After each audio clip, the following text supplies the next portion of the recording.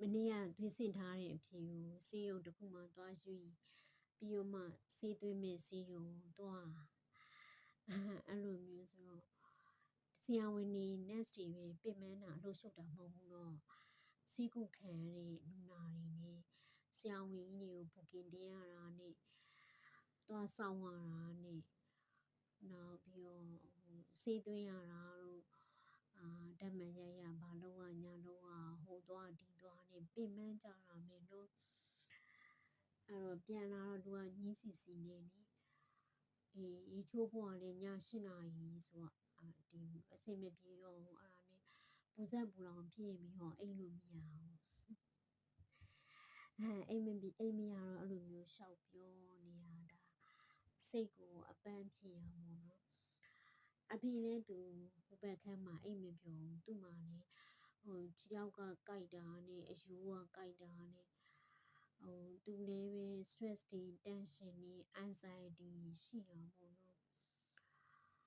ဒီအရွယ်ဒီမှာကြတော့လေကြုံရဆုံရတာတွေကဒီ stress တွေကြတော့ used to ဖြစ်နေကြပြီလေ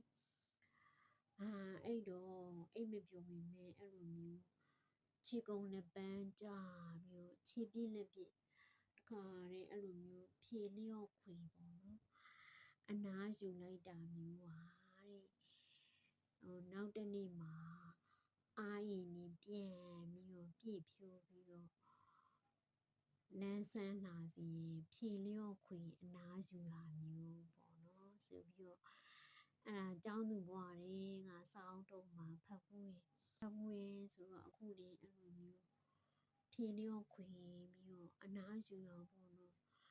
အထူးသဖြင့်တော့စိတ်ကို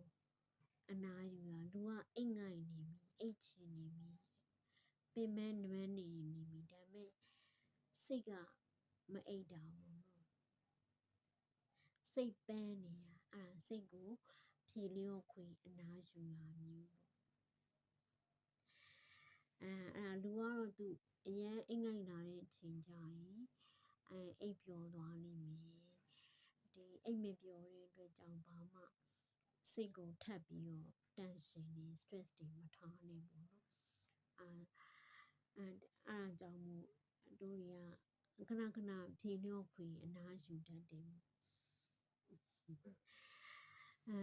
ဒီလိုမျိုးအနားယူမှလည်းစိတ်ကလည်းအပန်းပြေရတယ်ဒီလိုဆိုစိတ်တွေကတအားရှုပ်တာအဲ့လိုမျိုးဆိုတော့အခုစိတ်ရဲ့ဖြေလျော့ခွ